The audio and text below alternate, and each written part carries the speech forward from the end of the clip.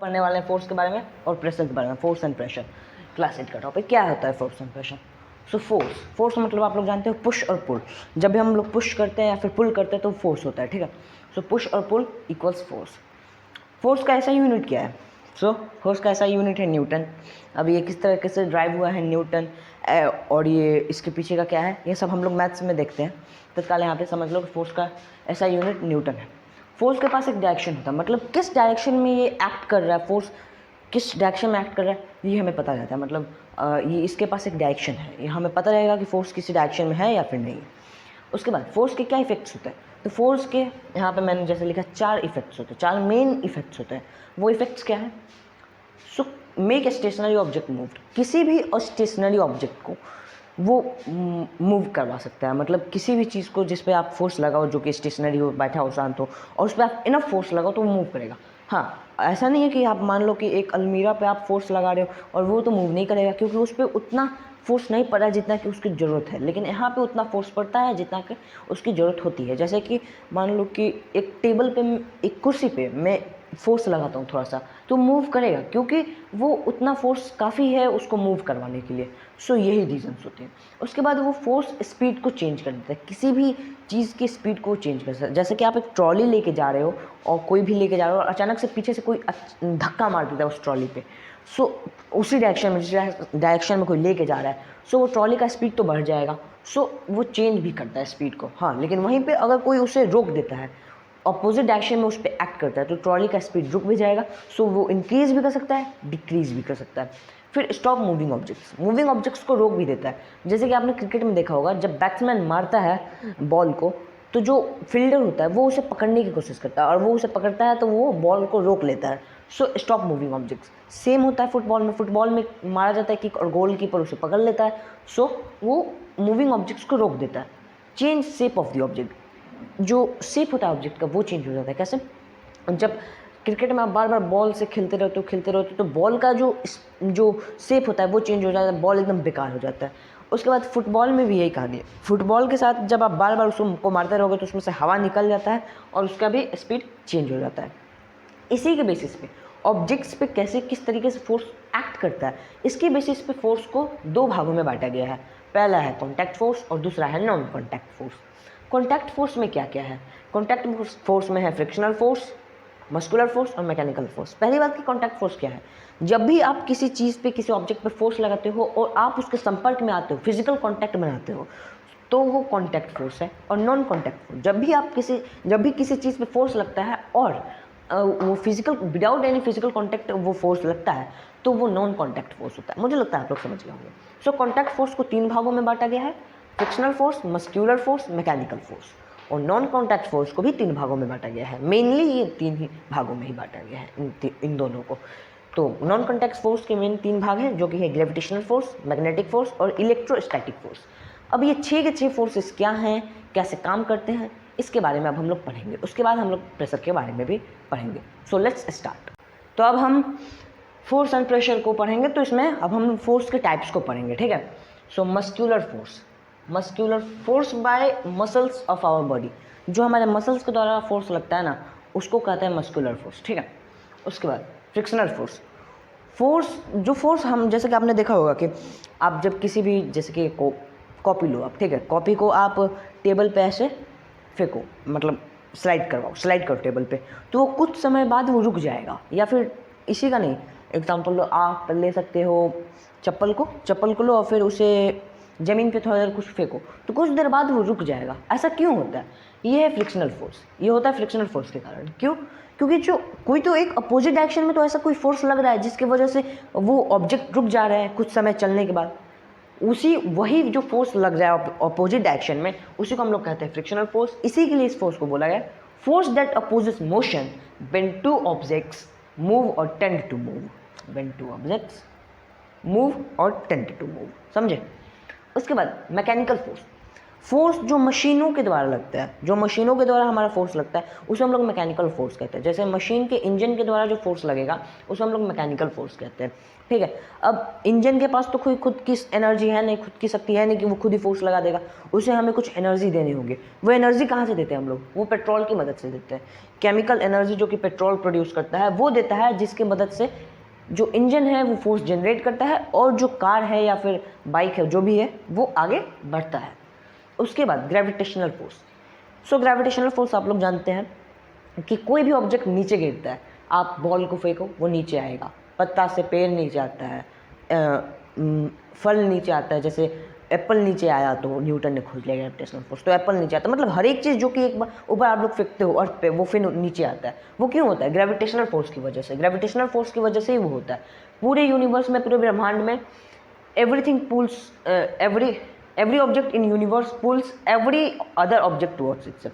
हर एक ऑब्जेक्ट दूसरे ऑब्जेक्ट को अपनी तरफ खींचता है क्योंकि उसके पास एक ग्रेविटेशनल फोर्स होता है। हम लोग के पास भी एक ग्रेविटेशनल फोर्स होता है लेकिन वो बहुत ही कम होता है, इसके लिए हम लोग किसी दूसरे ऑब्जेक्ट को बहुत ही तेजी से नहीं खींच पाते, ठीक है। लेकिन ग्रेविटेशनल फोर्स हर एक के पास होता है। जिसके पास वेट है, जिसके पास मास है, उसके पास ग्रेविटेशनल फोर्स है। उसके बाद जो मून का, अब इसमें एक कॉन्सेप्ट है, इसमें देखो जो मून का, ये फन फैक्ट है, मून का जो ग्रेविटेशनल फोर्स होता है वो 1/6 होता है अर्थ का। मतलब मून का जो ग्रेविटेशनल फोर्स है वो हमारे से 1/6 है। इसका मतलब अगर आप यहाँ पे, ठीक है, अर्थ पे 60 kg के हो, 60 kg के हो अर्थ पे, तो मून पे जाओगे तो आप 10 kg के बचोगे। अब ऐसा क्यों? यहाँ पे मैं 60, वहाँ पे 10, ऐसा क्यों? मेरा तो वेट थोड़ी ना कम होगा ग्रेविटेशनल फोर्स के कम होने से, होगा। क्यों? क्योंकि वेट जो है, weight of a body is gravitational force acting on it. Weight क्या है? वेट ग्रेविटेशनल फोर्स जो हमारे ऊपर एक्ट कर रहा है, हमारे बॉडी के ऊपर एक्ट कर रहा है, वही तो है वेट। इसके लिए आपका वेट कम होगा क्योंकि ग्रेविटेशनल फोर्स आपके ऊपर कम एक्ट कर रहा है, तो आपका वेट ऑब्वियस है बात है कम होगा। लेकिन यहीं पे जो मास होता है, mass of a body is the quantity of matter contained in it. जो हमारे अंदर का मैटर है, हमारे अंदर जितना भी जो सब्सटेंस है, जो भी चीज़ें हैं, उसे हम लोग मास कहते हैं। और वेट अलग चीज़ है, मास अलग चीज़ है। इन दोनों के बीच आप लोग कभी कंफ्यूज मत होना, इसी के लिए मैंने इस पॉइंट को यहाँ पे लिखा भी। उसके बाद मैग्नेटिक फोर्स। एक आयरन का नेल लो और एक मैग्नेट लो, दोनों को पास लाओ, थोड़ा सा पास लाओ। आयरन का नेल ऑटोमेटिकली अट्रैक्ट होके मैग्नेट से सट जाएगा। ऐसा क्यों हो रहा है? उसके बीच है मैग्नेटिक फोर्स। मैग्नेटिक फोर्स की वजह से ये हो रहा है, ठीक है। सो मैग्नेटिक फोर्स किसी भी चीज़ को मैग्नेटिक फोर्स किसी भी मेटल की चीज़ को, ठीक है, मैग्नेट किसी भी मेटल की चीज़ को मैग्नेटिक फोर्स की वजह से अट्रैक्ट करता है। अब इसमें देखो लाइक पोल्स जो होते हैं, जैसे कि मान लो कि एक मैग्नेट आप लो, ठीक है, एक और 2 मैग्नेट्स लो। मान लो कि ये उसका है नॉर्थ पोल और ये है साउथ पोल, ये नॉर्थ पोल और ये है साउथ पोल। तो यहाँ पे आप लोग देखो, ये जब आप ऐसे रखोगे, साउथ यहाँ पे और नॉर्थ यहाँ पे, तो ये दोनों एक दूसरे से अटैच हो जाएंगे। क्यों हो जाएंगे? क्योंकि अनलाइक पोल्स एक दूसरे से अटैच करते हैं। सो ये अनलाइक पोल्स है, सो अट्रैक्ट करेंगे, अनलाइक अट्रैक्ट करेंगे, अट्रैक्ट करते हैं अनलाइक। वहीं पे आप एक और 2 मैग्नेट, यही 2 मैग्नेट्स को लो। फिर उसके बाद जो ये नॉर्थ पोल है और ये साउथ पोल है, ये भी साउथ ये भी नॉर्थ, ये एक दूसरे को रिपेल करेंगे, ठीक है। ये अट्रैक्ट नहीं करेंगे, ये रिपेल करेंगे। ऐसा क्यों? क्योंकि लाइक पोल जो है, लाइक पोल, वो एक दूसरे को रिपेल करते हैं, वो अट्रैक्ट नहीं करते, वो रिपेल करते हैं। सो यहाँ पे ये कहानी होती है, ये एक दूसरे को रिपेल करते हैं, अट्रैक्ट करते हैं। सो ये जो मैग्नेटिक फोर्स है ये अट्रैक्ट भी करता है, रिपल भी करता है। सो ये अट्रैक्टिव भी है और रिपल्सिव भी है। उसके बाद इलेक्ट्रोस्टैटिक फोर्स। इलेक्ट्रोस्टैटिक फोर्स एक हद तक मैग्नेटिक फोर्स की ही बराबर है, मैग्नेटिक फोर्स की ही तरह है। कैसे? तो देखो, जब भी किसी भी 2 बॉडीज़ को आप कोई भी सब्सटेंस लो, उसे एक दूसरे से रब करो, ठीक है, एक दूसरे से ऐसे ऐसे किसी भी चीज़ को लो, जैसे कि 2 बैलून लो, 2 फुला हुआ एकदम बैलून, उसे एक दूसरे से रब करो, ठीक है। तो वो दोनों जो बॉडीज़ होती, जब वो रब होते हैं एक दूसरे से, जब भी कोई बॉडी एक दूसरे से रब होता है, तो वो दोनों अपने बीच में एक फोर्स को डेवलप करते हैं, एक इलेक्ट्रिक चार्ज को डेवलप करते हैं, ठीक है। और ये जो इलेक्ट्रिक चार्ज होता है, ये और जो चार्ज बॉडी होता है, उसी को हम लोग इलेक्ट्रोस्टैटिक फोर्स कहते हैं। अब इस इलेक्ट्रिक चार्ज बॉडी को किसी अनचार्ज बॉडी के पास लेके जाओ, तो अनचार्ज बॉडी को अट्रैक्ट कर लेगा, ठीक है।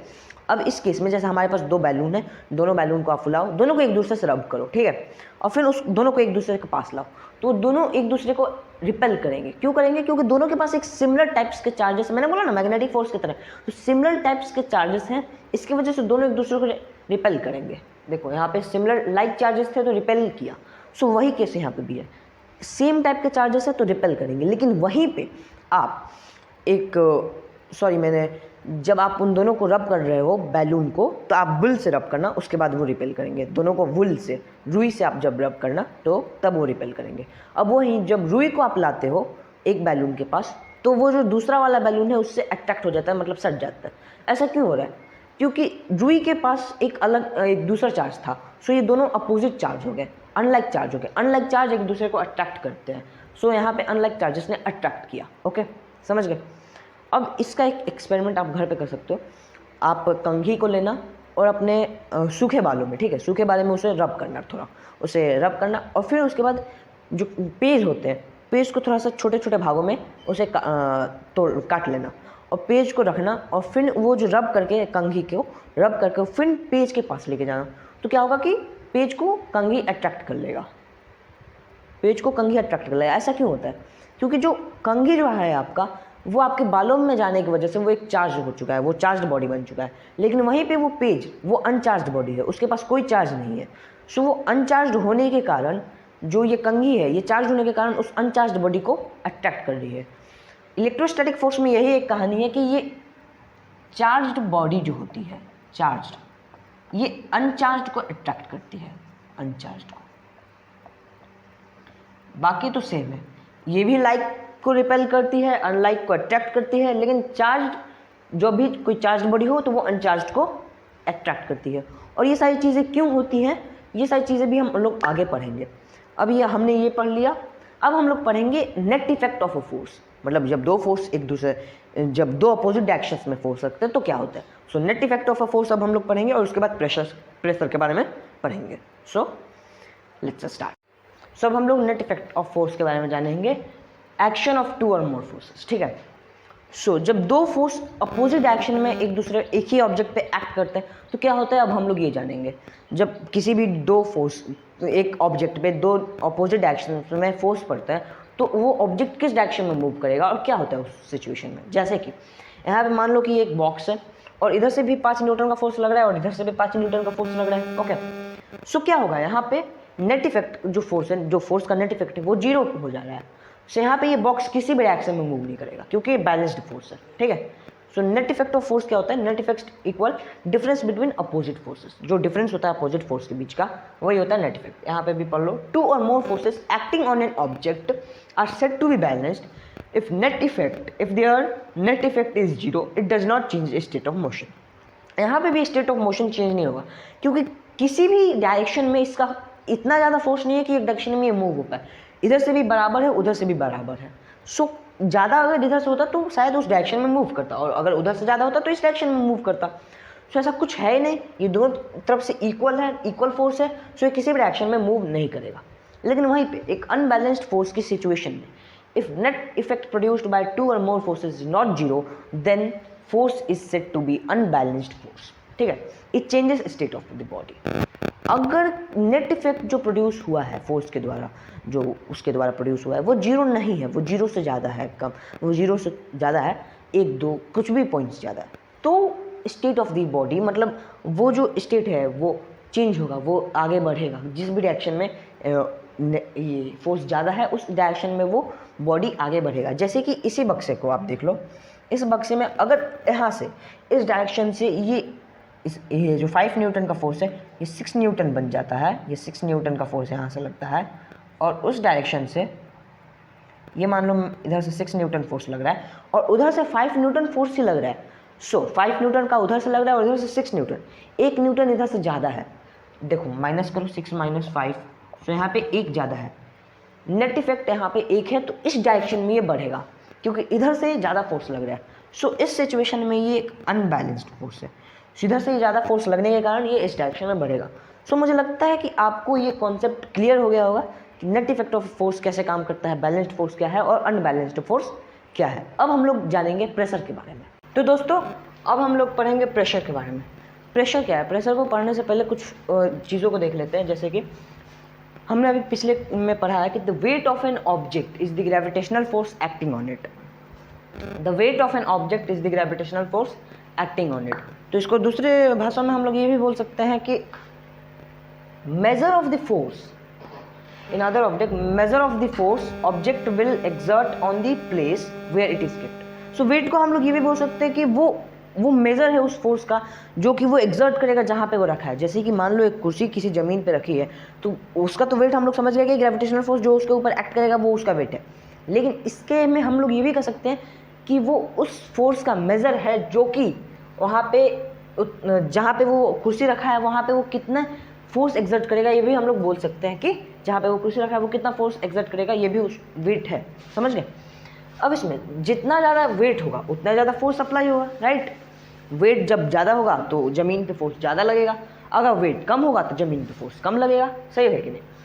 तो लार्जर फोर्स, ज़्यादा वेट वाले फोर्स को, लार्जर फोर्स को ज़्यादा इम्पैक्ट होगा ज़मीन पे जब वो एक्ट करेंगे। तो वहीं पे greater force acting on unit area, greater unit, जब ग्रेटर इम्पैक्ट, ग्रेटर यूनिट नहीं ग्रेटर इम्पैक्ट होगा यहाँ पे, ग्रेटर इम्पैक्ट। जब ग्रेटर फोर्स एक यूनिट एरिया पे एक्ट कर रहे हो तो उनका बहुत ही बड़ा इफेक्ट होगा, ठीक है। तो एक यूनिट एरिया पे अब हमें ये कैसे पता चलेगा उस एक यूनिट एरिया पे कितना फोर्स लग रहा है, कितना फोर्स वहाँ पे एक्ट कर रहा है, इसी को जानने के लिए प्रेशर है, ठीक है। The force acting on a unit area of a surface is called pressure, ठीक है। एक यूनिट एरिया पे, किसी भी एक यूनिट एरिया पे कितना फोर्स एक्ट कर रहा है उसी को हम लोग कहते हैं प्रेशर। समझ गए? अब उसमें देखो, अगर प्रेशर का डेफिनेशन क्या है, ठीक है। अब वो एक यूनिट एरिया पे एक्ट कर रहा है, समझ गए, एक यूनिट एरिया पे एक्ट कर रहा है, सो प्रेशर इक्वल, और वो फोर्स है, फोर्स जो कि एक यूनिट एरिया पे एक्ट कर रहा है, सो एफ फोर्स बाय एरिया, ठीक है। फोर्स बाय एरिया, प्रेशर को हम लोग कह सकते हैं कि फोर्स बाय एरिया। समझ गए कि नहीं? तो अगर यहाँ पे एरिया बढ़ता है, ठीक है, अगर यहाँ पे एरिया बढ़ता है तो प्रेशर डिक्रीज होगा। क्यों? जब एरिया बढ़ेगा और फोर्स एकदम सेम रहेगा, तो जब एरिया बढ़ेगा फोर्स सेम रहेगा तो डिवीजन जब होगा सो वो प्रेशर डिक्रीज होगा, प्रेशर कम आएगा। सो एरिया बढ़ेगा सो प्रेशर घटेगा, एरिया अगर घटेगा तो प्रेशर बढ़ेगा, ठीक है। सो जब प्रेशर कम होगा तो उसका इम्पैक्ट उस सरफेस पे, उस एरिया पे बहुत ही कम होगा, उसका इम्पैक्ट उतना नहीं होगा। वहीं पे जब प्रेशर ज़्यादा होगा तो उसका इम्पैक्ट हायर होगा, बहुत ही ज़्यादा इम्पैक्ट होगा, अच्छा इम्पैक्ट होगा, सही होगा। उसके बाद अब देखिए, ये एसआई यूनिट, प्रेशर का एसआई यूनिट क्या है? पास्कल, ठीक है, जो कि ब्लेस पास्कल एक फ्रेंच साइंटिस्ट हैं, उनके नाम पे रखा गया है, सो मैंने शायद इनका नाम अच्छे से प्रोनाउंस नहीं किया होगा, लेकिन ब्लेस पास्कल, ठीक है। सो एसआई यूनिट इसका पास्कल है, जिसको कि एक फ्रेंच साइंटिस्ट ब्लेस पास्कल के नाम पे रखा गया है। अब जो ये एक पास्कल होता है, जो ये 1 न्यूटन बाय 1 स्क्वायर मीटर होता है, ठीक है। यहाँ पे अभी देखा कि प्रेशर का यूनिट हम लोग इससे निकाल सकते हैं कि फोर्स का यूनिट है न्यूटन, एरिया का यूनिट है स्क्वायर मीटर। सो हम लोग कह सकते हैं कि जो प्रेशर का यूनिट होगा वो न्यूटन स्क्वायर मीटर होगा, राइट और नॉट? सही है। लेकिन पास्कल जो कि इसका जो कि हमने इसका नाम दिया है, इसको हमने बोल दिया है पास्कल, समझा? So 1 newton square metre equals 1 pascal. आप लोग समझ गए? सो अगर 1 न्यूटन का फोर्स एक यूनिट एरिया पे एक्ट कर रहा हो तो हम लोग बोलेंगे कि 1 पास्कल का प्रेशर वहाँ पे एक्ट कर रहा है, समझे? अब एक और कॉमन यूनिट है जो प्रेशर के लिए यूज़ करते हैं हम लोग, उसका नाम है बार, ठीक है, उसका नाम है बार। अब ये क्या है, बार क्या है? तो ये 10⁵ पास्कल, ठीक है। जब पास्कल को आप 10 को आप जब 5 बार मल्टीप्लाई करोगे means 1 lakh pascals, 1 lakh pascals equal 1 bar. मैंने शायद सही बोला होगा, 10 × 10 × 10 × 10 × 10, तो यहाँ पे ये 100, 100,000, 10,000 लाख, हाँ। तो 1 लाख पास्कल इक्वल्स 1 बार, 1 लाख पास्कल इक्वल्स होते हैं 1 बार। अब प्रेशर को तो हमने पढ़ लिया, लेकिन इसको अप्लाई कहाँ पे करना है? प्रेशर का एप्लीकेशंस क्या है? सो आपने चाकू देखा है, चाकू के जो तीर धार होते हैं, जो वो धार होते हैं, उससे आप किसी चीज़ को काटिए, तो आप जब उससे किसी चीज़ को काटोगे तो एकदम बहुत ही जल्दी कट जाएगा, लेकिन वहीं पे उसका जो दूसरा साइड होता है जो कि एकदम मोटा होता है, वाइडर होता है, उससे किसी चीज़ को काटो नहीं कटेगा। क्यों? क्योंकि जो छोटा वाला साइड, जो पतला वाला साइड है, उसका surface area, contact of surface area बहुत ही कम है, बहुत ही कम सरफेस एरिया है और ज़्यादा फोर्स लग रहा है तो प्रेशर ज़्यादा हो रहा है, इसकी वजह से आसानी से कट गया। देखिए यहाँ पे एरिया कम है, प्रेशर ज़्यादा है। एरिया जब कम हो रहा है तो प्रेशर ज़्यादा हो रहा है, तो हाइयर इम्पैक्ट पड़ रहा है। प्रेशर ज़्यादा हो रहा है, हाइयर इम्पैक्ट पड़ रहा है, आसानी से कट जा रहा है। और वही कहानी है ब्लेड के साथ। ब्लेड का भी बहुत ही कम होता है, फिर निडल का भी सरफेस एरिया कम होता है, यही सारी चीज़ें। फिर जो हाई राइज बिल्डिंग होती है, जो बड़ी बिल्डिंग्स होती है, बहुत ही ऊंची जो बिल्डिंग्स होती है, उन्हें बहुत ही उनका जो वाइडर उनका जो नीचे फाउंडेशन होता है वो बहुत ही बड़ा वाइडर बनाया जाता है। क्यों बनाया जाता है? ताकि उनका सरफेस एरिया बहुत ही ज़्यादा हो। Surface area, contact of surface area जब ज़्यादा होगा तो प्रेशर उनका कम रहता है, और इस केस में जब प्रेशर कम रहता है तो वो ज़मीन पे जो है प्रेशर कम डालते हैं, सो वो नीचे धंसने के चांसेस पूरी तरीके से गायब हो जाते हैं। इसी के लिए उनका वाइडर फाउंडेशन, बड़ा फाउंडेशन उनका दिया जाता है। उसके बाद स्कूल बैग्स जो हम लोग लेते हैं, स्कूल बैग्स के ये जो वाइड स्ट्रैप्स होते हैं, जो उसके स्ट्रैप्स होते हैं वो बहुत ही वाइड होते हैं, मतलब चौड़े होते हैं। क्यों होते हैं? और वो लंबे भी होते हैं। इसलिए होते हैं क्योंकि surface area, contact of surface area वो बढ़ाना चाहते हैं। जब कॉन्टैक्ट ऑफ सरफेस एरिया बढ़ेगा तो जो प्रेशर है वो डिक्रीज होगा। कॉन्टैक्ट ऑफ सरफेस एरिया बढ़ेगा तो प्रेशर डिक्रीज होगा, जिसकी वजह से हमारे शोल्डर्स पे प्रेशर कम पड़ेगा और हमें कोई प्रॉब्लम नहीं होगी। उसके बाद कैमल होते हैं, उनके जो फीट होते हैं वो पैडेड होते हैं, मतलब वो बहुत ही ज़्यादा फीट, उनके चौड़े फीट होते हैं। क्यों होते हैं? ताकि वो जब चले, हमारे जो फीट होते हैं वो सैंड में हम लोग चलते हैं तो हम लोग धंस जाते हैं, क्योंकि हम ज़्यादा प्रेशर एग्जर्ट करते हैं, हमारा एरिया ऑफ कॉन्टैक्ट बहुत ही कम होता है, ज़्यादा प्रेशर एग्जर्ट करते हैं, जिसकी वजह से हम लोग धंस जाते हैं। लेकिन कैमल का जो एरिया ऑफ कॉन्टैक्ट होता है वो बहुत ही ज़्यादा होता है, और इसके वजह से जो उनका प्रेशर होता है वो कम होता है, और वो उनके धंसने के चांसेस पूरी तरीके से गायब हो जाते हैं। समझ गए? उसके बाद ट्रैक्टर्स के भी टायर्स जो होते हैं वो बहुत ही ब्रॉड होते हैं। ब्रॉड टायर्स होते हैं क्यों? ताकि सरफेस एरिया ऑफ कॉन्टैक्ट उनका बढ़ जाए और प्रेशर कम हो जाए, और जब वो लैंड पे चल रहे हो, फील्ड में चल रहे हो, तो अगर फील्ड गीला भी हो तो वो धंसे ना। यही सारी चीज़ें होती है। सो अभी हमने ये पढ़ लिया। प्रेशर को लेके एक क्वेश्चन भी कर लो, क्योंकि मुझे लगा कि ये क्वेश्चन अच्छा क्वेश्चन है, बहुत ही सही क्वेश्चन है, इसके लिए मैंने यहाँ पे इसे डाल दिया। सो क्वेश्चन ये है, क्वेश्चन दोस्तों ये है कि एक कार है और उसने वो प्रेशर एग्जर्ट करा 1.5 लाख न्यूटन स्क्वायर मीटर का। ठीक है, 1.5 लाख न्यूटन स्क्वायर मीटर का वो प्रेशर एग्जर्ट कर रहा है। ठीक है, और इसका एरिया ऑफ कॉन्टैक्ट हमें नहीं पता है, एरिया ऑफ कॉन्टैक्ट हमें नहीं पता है, लेकिन इसका जो वेट है, चारों टायर्स का जो वेट है वो है 15,000 kg का। 15,000 मान लो, वो 15,000 है, जो इसका पूरा वेट है वो 15,000 है। ठीक है, सो जो चारों टायर्स का वेट है वो है 15,000।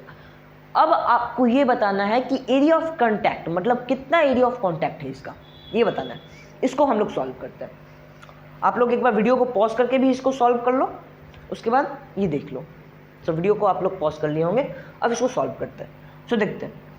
सो प्रेशर को हमने पढ़ा है force by area, right, force by area. अब यहाँ पे एरिया दिया नहीं गया है, यहाँ पे फोर्स दिया गया है और प्रेशर दिया गया है। आप पूछोगे फोर्स कहाँ दिया गया है, तो ये वेट जो है ये फोर्स की तरह ही तो एक्ट कर रहा है ज़मीन पे, हमने पढ़ा है तो है। Weight is the gravitational, weight of an object is the gravitational force acting on it. So वो ग्रेविटेशनल फोर्स है, वो एक फोर्स की तरह ही तो एक्ट कर रहा है। सो यहाँ पे हमें पता है फोर्स क्या है, और हमें प्रेशर भी पता है, सब पता है। अब हमें एरिया निकालना है। सो अगर हमारे पास ये फॉर्मूला है, इस फॉर्मूला से हम लोग इस फॉर्मूला को भी ड्राइव कर सकते हैं कि area equal force by pressure, right और नॉट। इसको हम लोग ड्राइव कर सकते हैं। आप लोग एक बार चेक भी कर लो, ठीक है, आप लोग एक बार चेक कर लो, हम लोग इसको ड्राइव कर सकते हैं। Area equal force by pressure, जब force by pressure, area equal force by pressure, तो 15,000 डिवाइडेड बाय 1,50,000। सही। अब ये 3 जीरो से कट जाएंगे, 3 जीरो 3 से कट गए, बचा अब सिर्फ एक एक्स्ट्रा जीरो और 15। सो 15 divided by 150 equals 0.1। So area of contact हुआ 0.1 स्क्वायर मीटर। यहाँ पे मार्कर सही से आपको शायद दिख नहीं रहा होगा, लेकिन मैं बोल रहा हूँ तो आपको सुनाई तो दे रहा होगा। सो मार्कर सही से नहीं दिख रहा होगा, लेकिन area of contact 0.1 square metre हुआ। सो आप लोग अब समझ गए होंगे, अब कोई परेशानी नहीं होगी। अब हम लोग पढ़ेंगे pressure exerted by liquids and gases, जो प्रेशर एक्सर्ट होता है लिक्विड से और गैस से, अब हम लोग उसके बारे में पढ़ेंगे। तो अब हम लोग पढ़ेंगे liquid pressure exerted by liquid, ठीक है, इसके बारे में। सो लिक्विड प्रेशर एक्सर्ट करती है, ये हम लोग जानते हैं। ये कैसे प्रेशर एक्सर्ट करती है और क्यों करती है? लिक्विड प्रेशर एक्सर्ट करती है उसके वेट के कारण, उसका जो वेट होता है उसकी वजह से वो अपना प्रेशर एक्सर्ट करती है, जो कि उसके डेप्थ के साथ, मतलब उसकी गहराई के साथ वो बदलता रहता है, ठीक है। जितना उसका गहराई होगा उतना उसका ज़्यादा प्रेशर होगा। अगर ज़्यादा गहराई होगा तो ज़्यादा प्रेशर होगा, कम गहरा होगा तो कम प्रेशर होगा। So liquid exerts equal pressure at same depth, जब सेम डेप्थ होता है, ठीक है, जब डेप्थ एकदम सेम होता है, एकदम एक गहराई होता है और वहाँ पे एकदम इक्वल प्रेशर होता है। वहाँ पे नहीं कि 10 किलोमीटर एक ही डेप्थ है, मतलब 20 किलोमीटर गहरा है और 20 किलोमीटर पे मान लो आप जाके खड़ा हो गए और फिर वहाँ से आपने सोचा कि फिर वहाँ ऐसा नहीं है कि 5 किलोमीटर वहाँ से अलग एक प्रेशर होगा, फिर 10 किलोमीटर पे अलग प्रेशर होगा। 20 किलोमीटर के हर एक रेडियस में हर एक जगह पे सेम प्रेशर होगा, ठीक है। उसके बाद ये जो लिक्विड होता है वो प्रेशर डाउनवर्ड्स की तरफ करता है, मतलब डाउनवर्ड्स वो प्रेशर ज़्यादा एक्ट करता है, वो डाउनवर्ड्स ज़्यादा प्रेशर डालता है, ठीक है। वो ऊपर उतना प्रेशर नहीं डालता है जितना कि वो डाउनवर्ड्स प्रेशर डालता है। लिक्विड प्रेशर के इम्प्लीकेशंस तो हम लोग देख सकते हैं। जो डीप सी डाइवर्स होते हैं, ठीक है, उनके जो सूट्स होते हैं, उनके सूट्स में हम लोग इसके इम्प्लीकेशंस को देख सकते हैं। उनके जो सूट्स होते हैं वो स्ट्रॉन्ग मटेरियल से बने होते हैं, क्योंकि जब वो नीचे जाए तो लिक्विड प्रेशर ऐसा ना हो कि उनको बहुत ही दाब दे और वो वहीं पे मर जाए, ऐसा ना हो। इसी के लिए उनके जो सूट्स होते हैं वो बहुत ही स्ट्रॉन्ग मटेरियल के बने होते हैं, ताकि वो लिक्विड प्रेशर को झेल सके, इसके लिए वो स्ट्रॉन्ग मटेरियल से बने होते हैं। उसके बाद आता है जो बॉटम ऑफ द डैम। जो डैम का जो बॉटम होता है वो ज़्यादा थिक होता है, ज़्यादा मोटा होता है अप के हिसाब से, इसलिए वो ज़्यादा मोटा होता है ताकि वो लिक्विड प्रेशर को, नीचे के लिक्विड प्रेशर को वो सह सके। नहीं तो अगर वो पतला होगा तब तो एकदम लिक्विड प्रेशर आएगा, उसे गैप करेगा और डैम गिर जाएगा, और क्या। इसी के लिए उसे मोटा बनाया जाता है। और जो फिश जो होती है ना, एक चीज़ और है कि जो फिश होती है जो एकदम नीचे जाती है, एकदम जो बहुत ही डीप रहती है, उससे अगर आप अचानक से बाहर निकालते हो, जब फिशिंग के दौरान उसे अचानक से जब बाहर निकाल जाता है तो हो सकता है कि वो अचानक से ब्रस्ट कर जाए, वो एकदम ब्लास्ट कर जाए।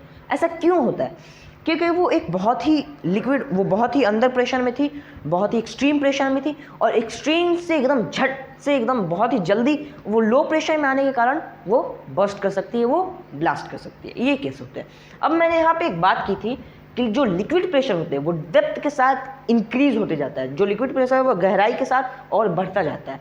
सो ऐसा क्यों होता है?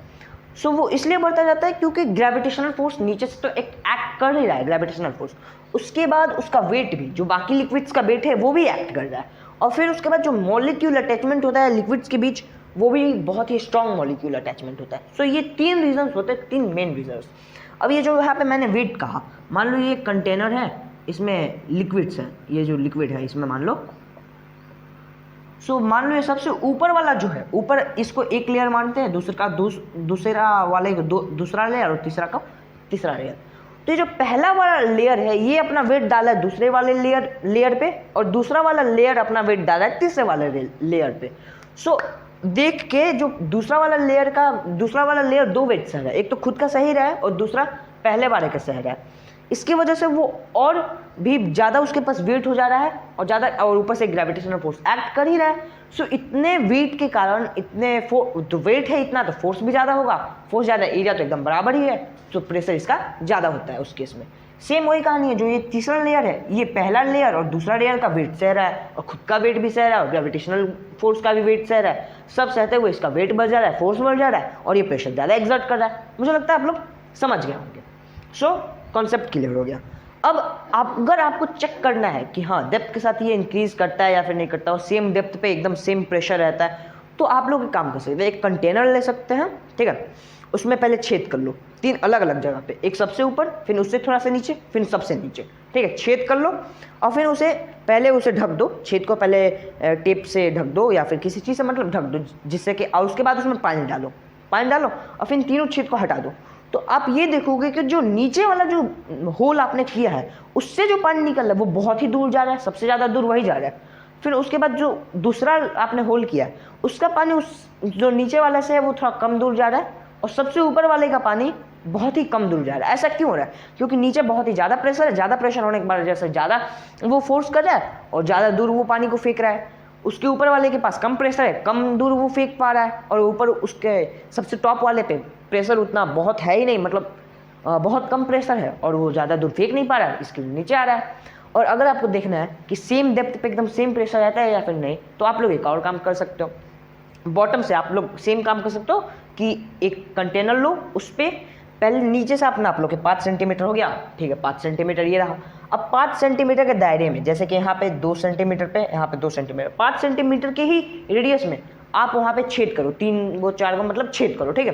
5 सेंटीमीटर के ही नीचे से ऊपर तक का 5 सेंटीमीटर ही डिस्टेंस होना चाहिए, उससे ज़्यादा का डिस्टेंस नहीं होना चाहिए, ठीक है। और एकदम सब इक्वल होने चाहिए, मतलब 5 सेंटीमीटर ये है, 5 सेंटीमीटर ये भी, 5 सेंटीमीटर ये भी, 5 सेंटीमीटर, मैं एक एग्जाम्पल के तौर पे बोल रहा हूँ।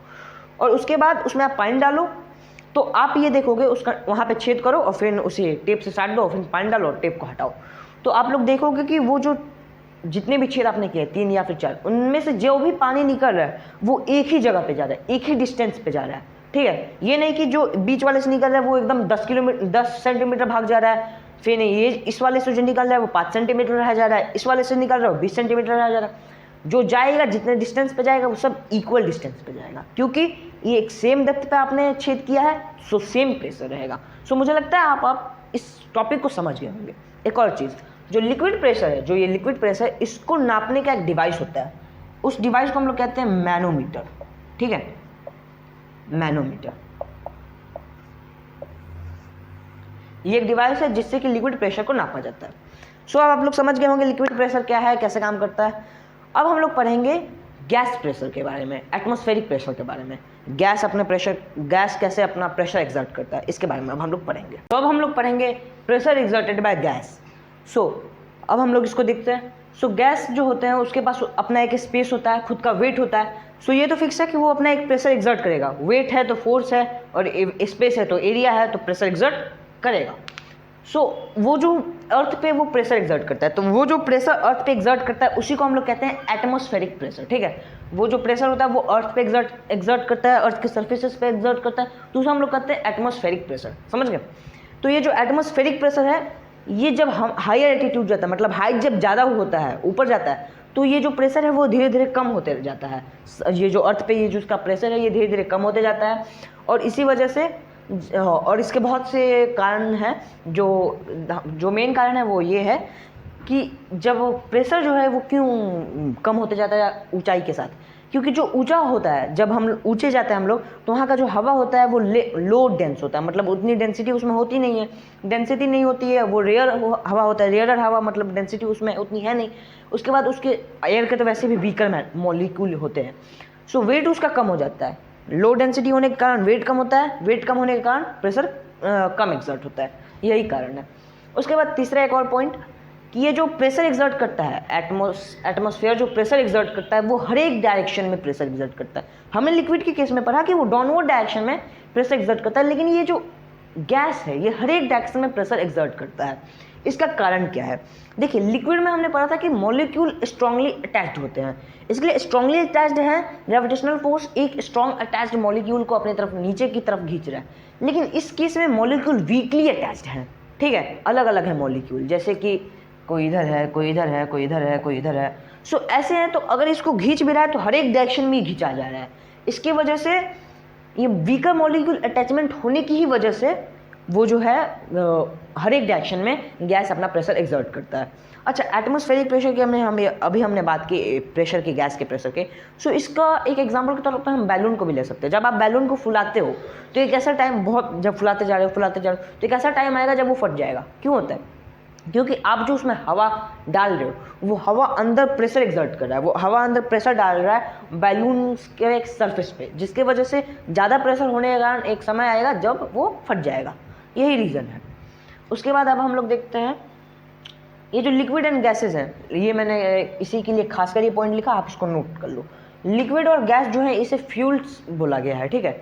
इन्हें फ्यूल्स क्यों बोला गया है? क्योंकि ये सॉलिड्स का एक होता है कि मतलब ये मार्कर जहाँ पे रखा गया है इसका जितना स्पेस है उतना ही स्पेस लेगा, ठीक है। लेकिन आप लिक्विड का रखो, गैस का रखो, वो जितना बड़ा कंटेनर है उतना बड़ा वो स्पेस लेगा, ठीक है। लिक्विड का थोड़ा केस अलग है, लेकिन अगर मान लो लिक्विड को आप गिरा देते हो कहीं पे, ठीक है, ज़मीन पे गिरा देते हो, तो बढ़ता जाएगा बढ़ता जाएगा बढ़ता जाएगा। उसका क्या शेप होगा, क्या शेप होगा ये हम लोग नहीं बोल सकते, लेकिन ये सॉलिड का शेप एकदम सही है। सॉलिड का शेप हमें पता है, लेकिन लिक्विड का शेप हम नहीं बोल सकते कि क्या होगा शेप। इसके लिए शेप की वजह से इन्हें फ्लूइड बोला गया। गैस के अभी शेप एकदम वो बढ़ता चल जाएगा, जितना बड़ा कंटेनर उतना बड़ा गैस का अपना वो स्पेस पकड़ लेगा, शेप पकड़ लेगा, इसी की वजह से वो फ्लूइड बोला गया।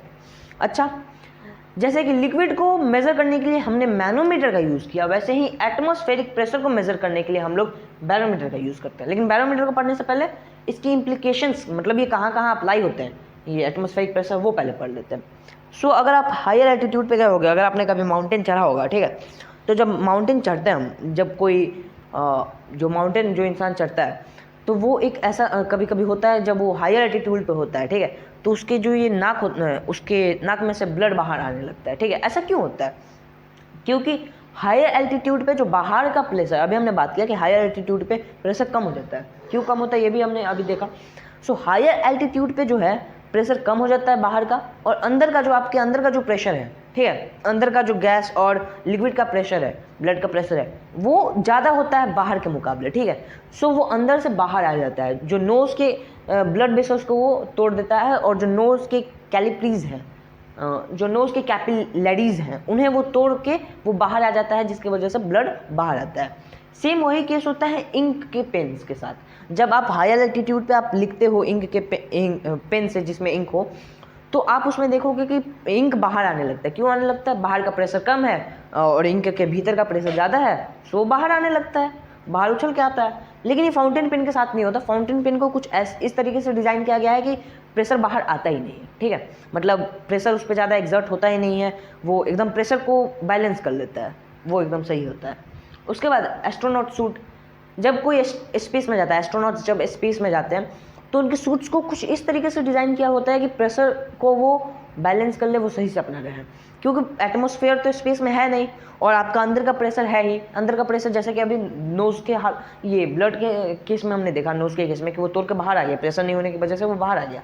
सो एस्ट्रोनॉट सूट्स को कुछ इस तरीके से डिज़ाइन किया गया है कि प्रेशर बैलेंस्ड हो, ऐसा ना हो कि वो आपके नाक को फाड़ दे और ब्लड आते रहे, ऐसा कुछ नहीं हो। अच्छा, एक टिन कैन, ये बहुत ही फेमस एग्जांपल है। सो टिन कैन आप लो, एक टिन कैन लो, ठीक है, टिन का कैन, उसमें आप आधा पानी रखो, उसको आधा पानी से भर दो, और फिर उसके बाद उसे गर्म करो, ठीक है। आप गर्म करो, और फिर तब तक गर्म करो जब तक कि वो उसका जो अंदर का हवा है वो स्टीम उसको रिप्लेस ना कर दे, ठीक है, उसका जो अंदर का वेपर है वो जब तक उसे रिप्लेस ना कर दे तब तक उसे गर्म करो। सो एक टाइम, और जब वो गर्म हो जाएगा, सो उसके बाद जब स्टीम रिप्लेस कर देता है हवा को, तो आप उसको बंद कर दो, उसको लीड क्लोज कर दो और हवा और गर्म करना बंद कर दो, और उसके बाद उस पर पानी डाल दो। सो क्या होगा? वो क्रश हो जाएगा, एकदम क्रश हो जाएगा। ऐसा क्यों होता है? इसके पीछे का रीज़न ये है कि देखो, जब तक वो उसमें वाटर था, ठीक है, और तब तक तो उसका प्रेशर मेंटेन था, सब कुछ सही था, ऊपर से हवा था, तो हवा ने, अंदर के हवा ने बाहर के हवा को मेंटेन किया, सब सही था, कोई प्रॉब्लम नहीं।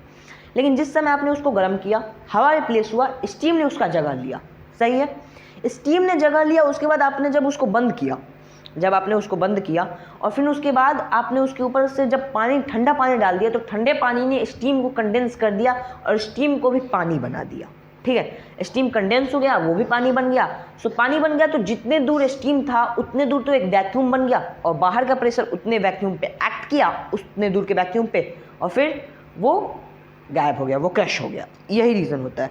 और अंदर का प्रेशर अगर वो उतना सही होता, बैलेंस कर पाता, तो बाहर के प्रेशर को वो बैलेंस कर लेता, और अंदर का प्रेशर लड़ाई लड़ता, बाहर के प्रेशर को बैलेंस कर लेता, और वो टिन का कैन क्रश नहीं होता, एकदम अच्छे से रहता। लेकिन वो क्रश हो गया क्योंकि बाहर का प्रेशर अंदर के प्रेशर से ज़्यादा था, इसकी वजह से क्रश हुआ।